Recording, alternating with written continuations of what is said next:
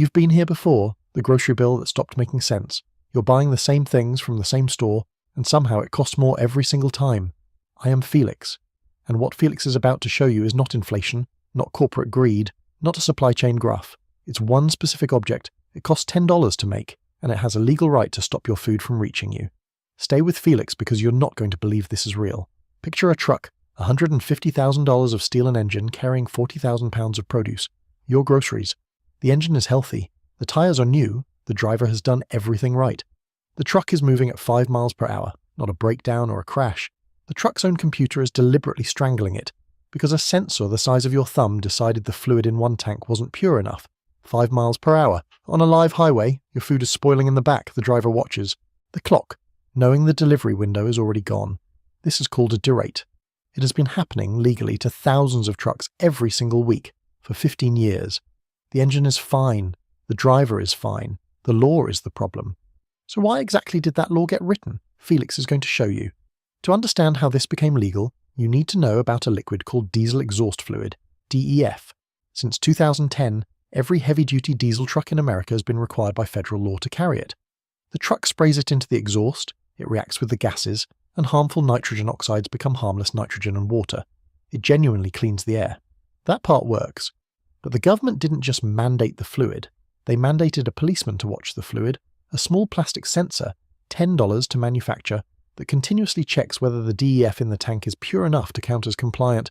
And here's the decision that changed everything. If that sensor says no, even if it's glitching, even if there's nothing but a cold morning and a slight fluid variation, the computer is legally required to act. A warning light first, then a power reduction. Then, if the driver can't locate a certified repair within hours, the speed locks. 5 miles per hour. This is called inducement logic.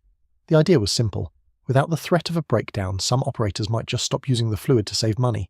So the government decided the only way to guarantee clean air was to hold the entire supply chain hostage to a $10 chip.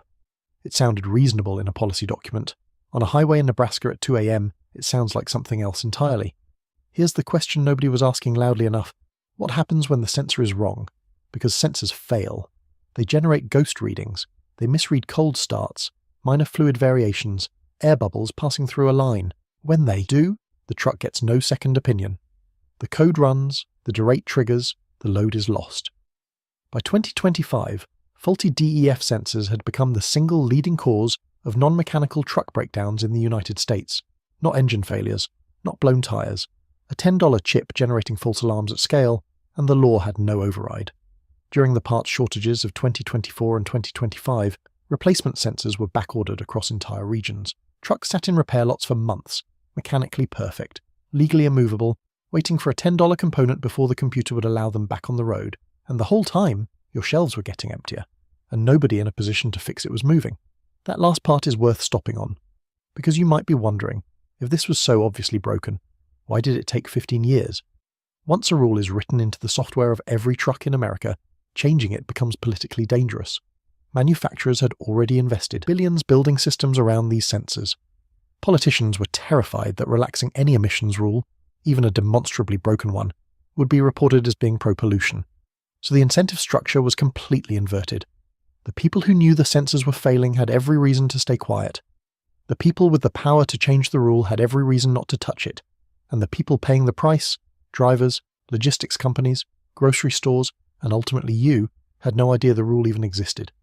This is how a $10 sensor becomes a $14 billion annual drain on the economy, not through malice, through a system where the cost of fixing a mistake is always, somehow, higher than the cost of continuing it. Let Felix put a face on this.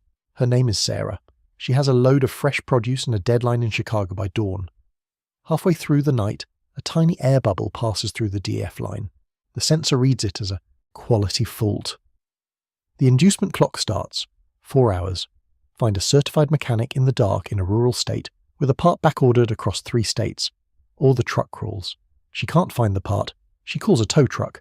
That tow truck burns more diesel recovering the load than Sarah's truck would have burned finishing the route. The produce spoils. The shelf goes empty. And somewhere, a customer opens a refrigerator case Tuesday morning and finds nothing there. Sarah doesn't make the delivery. The store doesn't make the sale. The consumer pays more next time for less. And the tow truck, the one dispatched purely to compensate for a broken sensor, pumps more exhaust into the air than the clean running truck it replaced. This is what a well-intentioned regulation looks like when it fails in practice, not a dramatic collapse. 1,000 small, invisible losses, compounding every week for 15 years, and those losses have a price tag. According to data released in early 2026, DEF sensor failures were responsible for $13.8 billion in lost productivity, spoiled loads, and repair costs every single year. The American Trucking Association had separately estimated that false positive derates alone were costing the industry $400 million per month through 2025. None of that money cleaned the air. None of it fixed a road or funded a school. It disappeared into the gap between a sensor reading and a truck that was never actually broken. And the answer every year was the same. The regulation requires it. The kill switch stays. The trucks keep getting stranded. Until the spring of 2026, when the damage finally became impossible to defend. On the 27th of March, 2026, the EPA issued a ruling the industry had spent 15 years waiting for. The urea quality sensor, the $10 policeman, was no longer required. Manufacturers could remove it entirely. In its place, trucks would shift to NOx sensors, devices that measure whether the exhaust output is actually clean. Rather than auditing whether the input fluid meets a purity standard, preliminary data puts the new approach at 85% more reliable. But here is the line Felix needs you to hear. The EPA administrator, the office that wrote this rule, enforced this rule, and defended this rule for over a decade, described the old system as a nationwide disaster. 15 years, $14 billion a year, nationwide disaster. The ruling also brought right to repair provisions, so truckers can now address sensor faults without being legally treated as emissions violators for bypassing a broken component. Outcome-based regulation, is the air actually clean, replacing hardware-based regulation. Does this specific sensor approve of this specific fluid? It sounds like bureaucratic housekeeping. It was the removal of a kill switch from the American economy. And the fact that it took a formal admission of nationwide disaster to get there tells you everything about how these systems protect themselves. And here is the part that should stay with you longest. The regulation was designed to protect the air. What it produced, through tow trucks dispatched, fleets sitting idle, was more emissions than a more reliable system would have generated in the first place. The sensor meant to guarantee compliance was, through its own failure rate, producing the opposite of its intended outcome. More control created more fragility, and every time it broke, the cost landed silently on you, in a grocery bill, in an empty shelf, in a number you couldn't explain.